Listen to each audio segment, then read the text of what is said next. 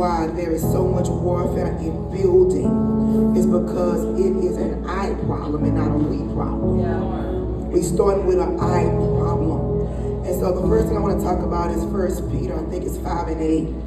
We want to start there. And the reason why we want to start there is because what mind you bring into the bill is what you're going to get out of the bill. It's 1 Peter 5 and 8. Be alert and of sober mind. Your enemy, the devil, prowls around like a roaring lion for someone to devour. The main way that we get devoured is because we're not sober-minded. You can't combat it when it's living in you. So we got to deal with oneself. When you are working to build something, you can't keep seeing you no more. What I like, what I want, what's going to make me comfortable.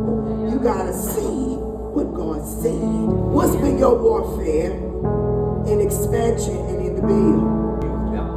Just not knowing my place, not knowing my position, not knowing who I was in God. He said to come into alignment with sonship. One of the main things that we deal with is the lack of identity. Check that right there. We deal with a lack of identity. And if I have a lack of identity, then how am I able to know what I'm connected to or the power that I possess? It's hidden. It's a jewel that has never been dug up. Things that I know that I struggle with just in the learning process is just knowing my place, knowing my worth, my identity. When I came here, I had an issue with I'm a servant. I'm serving my work and I need to do this. But when I came here, people pushed me back, sent me back. So I shut down. I literally shut down, but God said, no, I called you to learn. Just say, the difference between the gift of helps and the power of spirit. My biggest warfare has always been taking on false burdens. Because I just do what has to be done. Because having to show up every day in spite of what my mind tells me and I'm also the same with the silent assassins. I have to stand against them with God's truth. It's not something I was struggling with. And so the struggles I dealt with was grief. Grief came in such an impactful way. Grieving the loss of parents who are already deceased. Grieving the expectations of what I thought things would be and they didn't. Grieving expectations of myself, of what I felt like I should have been doing or where I should be or where my thought process should be by now. So now you're dealing with this internal war while still leading people, as well as being submitted to your leader, as well as putting your stuff to the side when you walk in the building. This is a self-devouring that we are dealing with right now. This is why we have an incompetency in the build. We have all of the tools, but why am I shooting blanks? Be a season where you're going to have to shut the mouths of everything around you. You may have to isolate yourself completely and go on a sabbatical with no voices, nobody. Just so you can hear God, because the voice of man has corrupted you.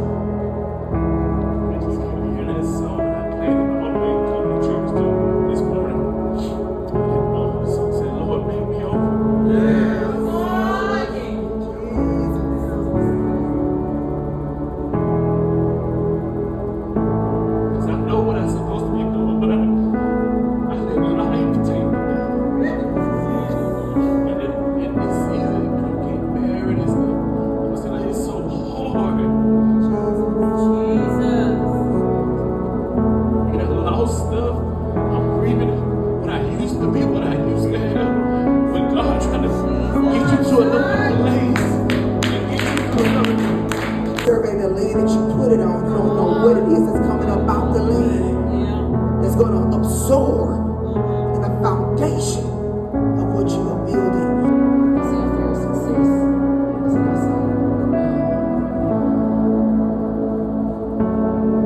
I think the responsibility of the success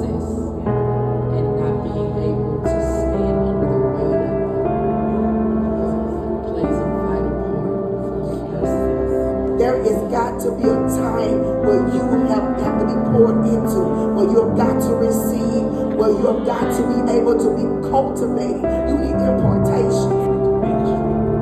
God was saying, do this, do that. I can't do this. And then I couldn't move because I didn't know how. I followed what I needed to be told. I can follow instructions to a T. If you tell me what to do, I can get it done.